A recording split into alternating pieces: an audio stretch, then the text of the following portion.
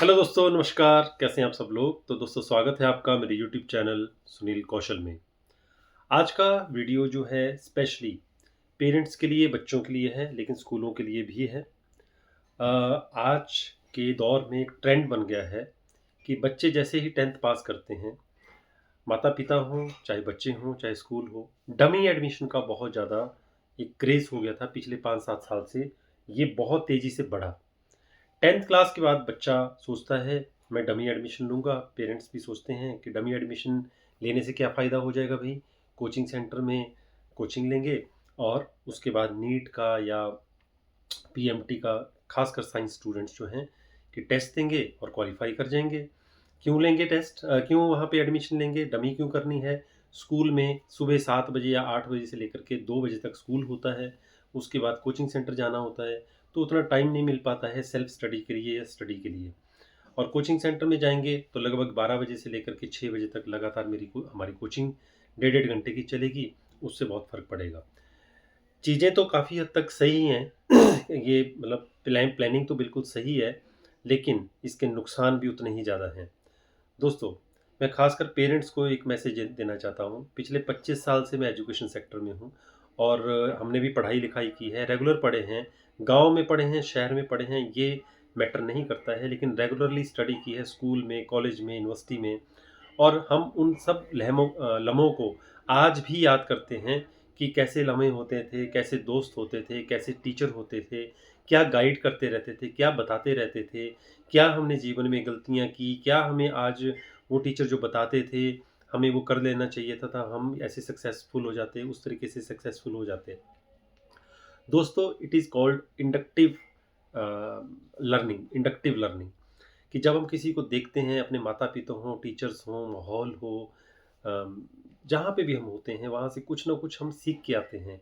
हमारे ज़हन में वो चीज़ बैठ जाती है और कुछ समय के बाद वो इतनी छप जाती है कि वो हमें बहुत हमारी लाइफ़ को अफ़ेक्ट करती है।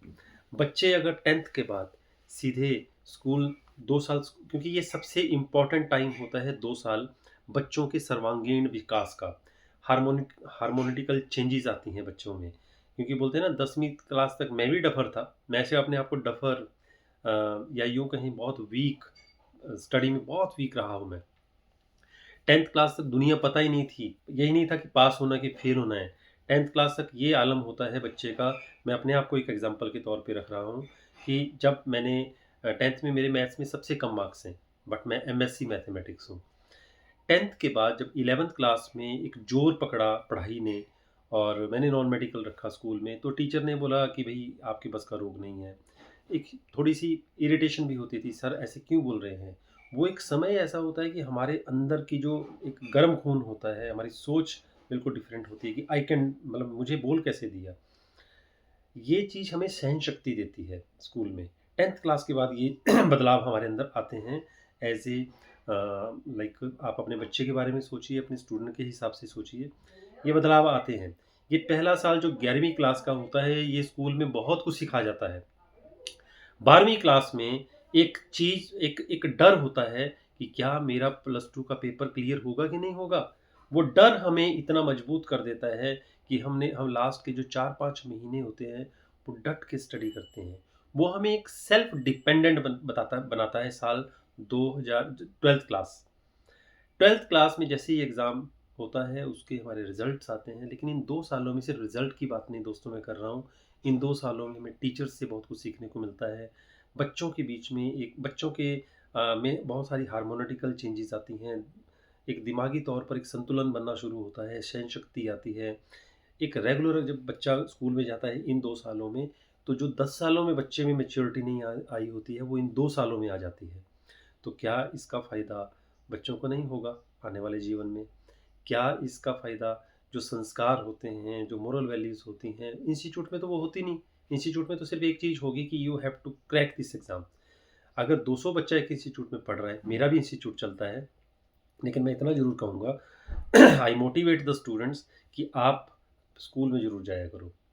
क्योंकि वहाँ का सीखना अलग चीज़ है, इंस्टीट्यूट में सीखना अलग चीज़ है। इंस्टीट्यूट में एक फ़ोकस होता है कि आपको ये एग्ज़ाम क्रैक करना है, एक प्रेशर होता है, वो अच्छी बात है। वो तो बच्चा 2 बजे के बाद भी डेली 2 घंटे पढ़ाई करे, तो बहुत अच्छे तरीके से क्रैक कर सकता है एग्ज़ाम को। लेकिन मैं ये कहना चाहता हूँ, 200 बच्चे हैं और 200 बच्चों ने डमी एडमिशन लिया है और इंस्टीट्यूट में पढ़ रहे हैं। क्या सारे के सारे बच्चे पीएमटी में क्लियर कर जाते हैं?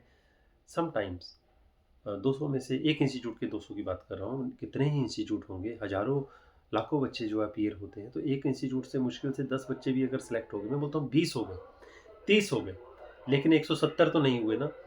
उन 170 बच्चों के पास आगे प्लस 2 के बाद ऑप्शन रहती है कि वो कोई कोर्स कर लें। लेकिन कोर्स का भी एक प्रेशर होता है कि भई जिस जिस सोच के साथ हमने कोचिंग के लिए एंट्री की थी वो तो हो नहीं पाया। लेकिन मिस क्या-क्या कर दिया, स्कूल का एनवायरनमेंट, स्कूल की जो वो टीचर सिखाते हैं हमें आगे करियर के बारे में, वो मिस कर जाते हैं बच्चे। और आगे प्लस 2 के बाद कोई गाइड करने वाला मिलता नहीं है। तो हम मजबूरी में कोई ना कोई फिर कोर्स जॉइन करते हैं।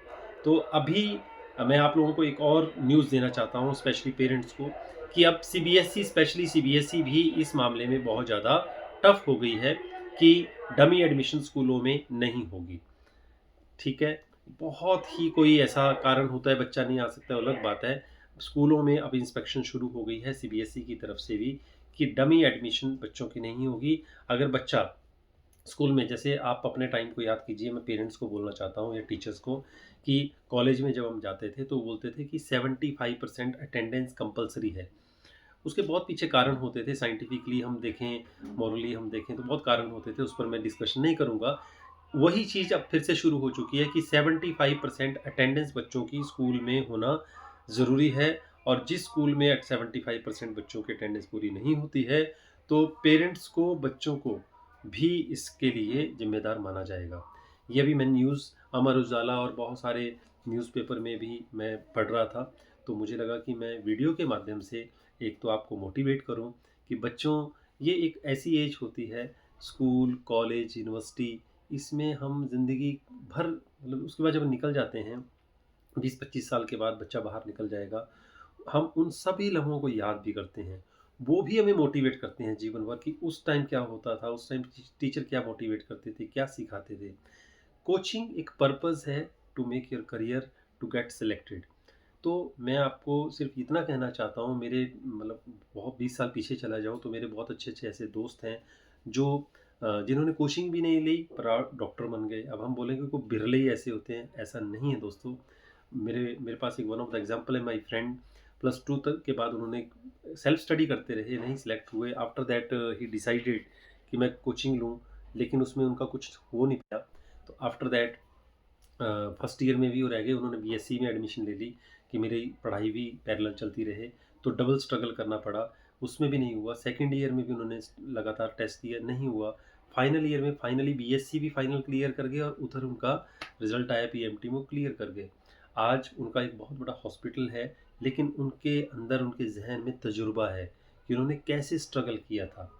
तो इतना शॉर्टकट मत सोचिए कि स्कूल में 2 साल नहीं जाएँगे बच्चे और कोचिंग में जाएँगे तभी सिलेक्ट हो सकते हैं। अगर बच्चे में जज़्बा होगा, अगर बच्चे ने भी कॉन्फिडेंटली सोच लिया है कि मुझे क्रैक करना है हर हालत में एग्ज़ाम, तो वो स्कूल का एग्ज़ाम भी पास करे अच्छे मार्क्स के साथ, वो उसमें भी 90% ले जाएगा, अगर पूरा जज़्बा है। और पीएमटी या आईआईटी भी क्लियर कर सकता है, मैं कह रहा हूँ आप लोगों को। क्योंकि अगर उसमें जज़्बा है तो वो स्टडी करेगा और वही 11th एंड 12th का जो सिलेबस होता है, बस ऑब्जेक्टिव में आता है। जिस बच्चे ने पूरी नॉलेज प्लस 1 प्लस 2 की किताबें रट डाली स्कूल में ही, स्कूल में भी तो पढ़ाई होती है ना, सेल्फ स्टडी होती है मेन तो। कोचिंग सेंटर में भी शॉर्टकट दिखाए जाते हैं, पढ़ाई तो बच्चे को ही करनी पड़ती है। तो बच्चे में अगर वो जज़्बा है कि मुझे क्रैक करना है हर हालत में, पेरेंट्स अगर मोटिवेट करें बच्चों को तो नहीं बेटा करके दिखाना है, और आप तो बेटे सोच ही रहे हो, हम भी आपको मोटिवेट करते हैं। तो स्कूल अगर रेगुलर भी जाएगा बच्चा तब भी सिलेक्ट हो जाएगा, आई गारंटी। तो मेरा आज का मकसद था आप लोगों को ये बताना। एक तो स्कूलों में अब इंस्पेक्शन भी शुरू हो गई है कि ज़्यादातर 40 बच्चों की अगर एडमिशन है, बच्चे आ रहे हैं 15, तो उस स्कूल पर भी उसका मतलब पेनल्टी पड़ सकती है। तो काफ़ी सीबीएसई टाइट हो गई है, काफ़ी इस मामले में बहुत सख्त हो गई है इस बात का, इसलिए पेरेंट्स तक भी मैसेज पहुंचाना मेरा मकसद था। आप चाहें गूगल करके इसके बारे में सर्च कर सकते हैं, क्या सीबीएसई डमी एडमिशन को लेके सख्त हुई है कि नहीं हुई है। अगर मान लो उसमें उसमें ये भी लिखा है न्यूज़ में कि अगर आप फिर भी एडमिशन ले लेते हो और कल को पाया जाता है कि बच्चा डमी एडमिशन में है, तो उसमें बच्चे के केस में क्या होगा कि स्कूल के रेगुलर एडमिशन से हटा के बच्चे को NIOS मतलब नेशनल ओपन स्कूल के पेपर दिलवाए जाएंगे। तो इसलिए आप इस न्यूज़ को गूगल पे सर्च करें।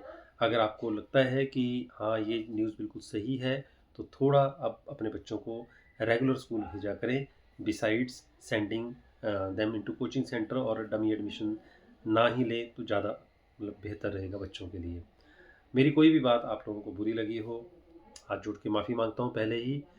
और अगर वीडियो अच्छा लगा हो तो कमेंट बॉक्स में ज़रूर लिखिएगा क्या-क्या सजेशन आप लोगों में से चाहते हो, सो दैट मैं आप लोगों की हेल्प कर सकूँ।